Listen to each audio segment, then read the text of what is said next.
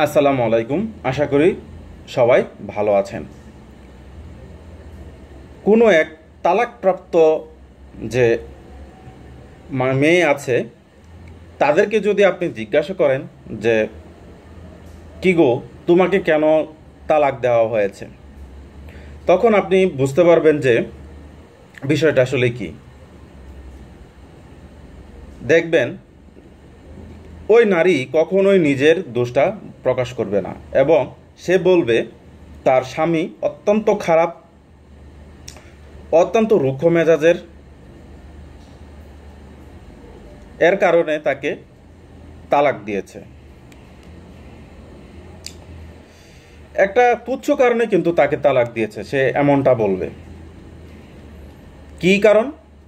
সে হয়তো বলবে যে আমাকে তার বোনের বাড়িতে যাওয়ার কথা ছিল, আমি রাজি হই নাই বলে আমাকে তালাক দিয়েছে, কিংবা আমি সংসারের অমুক কাজটা করে নাই, এই কারণে আমাকে তালাক দিয়েছে।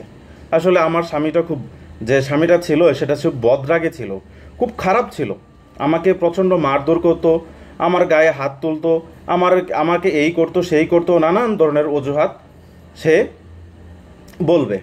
এবং আপনি তার কথা শোনার পর আপনার মনে হবে যে আসলেই মেয়েটা দুর্ভাগা। কারণ কি, না হলে এত সুন্দর একটা মেয়ে ওইখানে বিয়ে হয়েছে এবং তাকে নির্যাতন করতো অত্যন্ত একটা তুচ্ছ কারণে। এটা কোনো কথা হলো যে বাড়ির এই কাজটা করে নাই, কিংবা তার তার তার বোনের বাড়িতে যায় নাই, এই কারণে তাকে আসলে তালাক দেওয়া হয়েছে।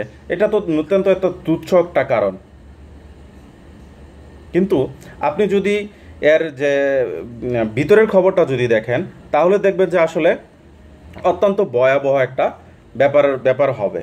কারণ এই জিনিসটা আপনার কি মনে হয় যে একটা তুচ্ছ কারণেই কি একজন একজন একজন একজন নারীকে একজন পুরুষকে তালাক দিয়ে দেয়? এটা কি এক ধরনের ছেলে খেলা? না। এখন এই ব্যাপারটা যদি আমি একটা উদাহরণ হিসেবে দেই, তাহলে তাহলে দেখেন যে একবার একটা একটা মনিব ছিল।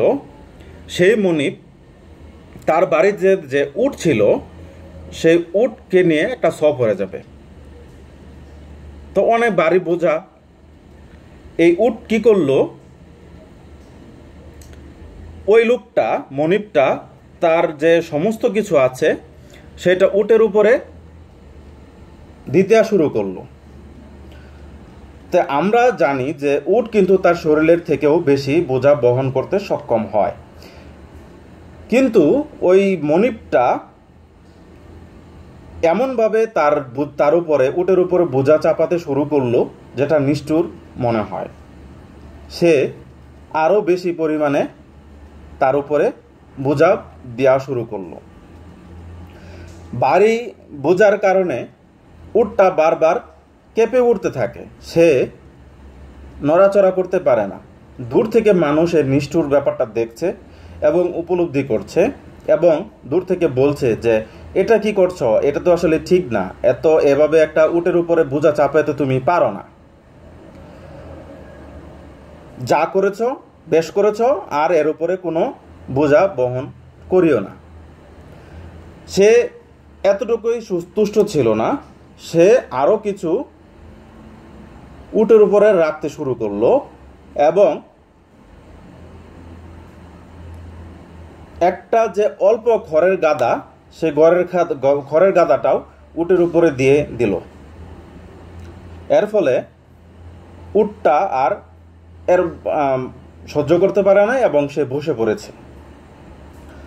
এ থেকে একটা প্রবাদ গল্প পরিণত হয়। সেটা হলো যে ইশারা করেই দিয়া সেলাইয়ের কাঠি উটের কোমর ভেঙে দিল।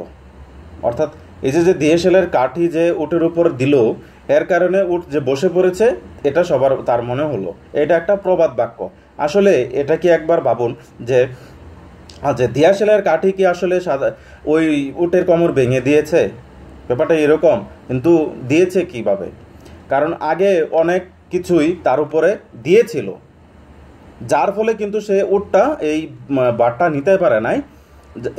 তারপরে কিন্তু অত্যন্ত তুচ্ছর কারণে এটা যদি নাও দিত, এই সময় কিন্তু সে উটটা পড়ে যেত, বসে যেত। কিন্তু দোষটা হয়েছে কোথায়? এই দোষটা হয়েছে যে এই যে আপনার কাঠিটা দিল, এই কাঠির কারণে, এই যে একটা বস্তা দিল, এই শলার বস্তার কারণে এই উটটা পড়ে গেছে। আসলে ব্যাপারটা ছিল এই, দূর থেকে মানুষ বলছে যে এটা দিয়েছে, দেওয়ার কারণে আসলে উটটার কোমর ভেঙে গেছে। আসলে ব্যাপারটা এরকম। আর এই তুচ্ছ ব্যাপারটার কারণে কি আসলে তালাক হয়েছে? না। এর ভিতরে কিন্তু যেমন উটটার ভিতরে যদি আপনি দেখেন যে উটের উপরে বারবার অনেক বেশি পরিমাণে বোঝা তার উপরে চাপাচ্ছিল। উটটা কিন্তু সেই চাপানো বোঝা সহ্য করতে না পেরে বসে পড়তো। আপনি যদি ওই সময় যদি দেখেন যে ওই যে বোঝাটা যদি উটের উপরে নাও দিত, তাহলে কিন্তু উটটা বসে পড়তো। ঠিক তেমনই যে ওই যে লোক, আপনি যদি ডিভোর্সের একটা মহিলাকে যদি জিজ্ঞাসা করেন যে কেন বলা হয়েছে, ওই যে দিয়া সেলাই কাঠির মতোই বলবে যে আমি তার বোনের বাড়িতে যাই নাই, বা আমি এই কাজটা করি নাই, বা আমি ওই দুপুরবেলা এই কাজটা করতে পারি নাই, বা এর কারণে আমাকে তালাক দিয়েছে বা ডিভোর্স দিয়েছে। আসলে ব্যাপারটা এরকম না। কিন্তু এক সময় যে তার ধৈর্যের সীমা যে ছাড়িয়ে গেছে, এই সীমানা ছাড়ানোর কারণেই তাকে এই ছোটোখাটো কারণেই তালাক দেওয়া হয়েছে। কিন্তু এর পিছনে যে আপনি যদি হিস্ট্রি দেখেন যে কত শত ব্যাপারটা রয়ে গেছে, যে কত নির্যাতন হয়েছে বা কত সমস্যার ভিতরে সমস্যাগুলো হয়েছে। এই নারী তার হয়তো তার হাজব্যান্ডের যে অবাধ্যতা করেছে এবং তাকে ঠিক মতনে টেক কেয়ার করে নাই, ফলশ্রুতিতে কি হয়েছে, সামান্য একটা বিষয়ের কারণে তাকে ডিভোর্স দিয়ে ফেলেছে।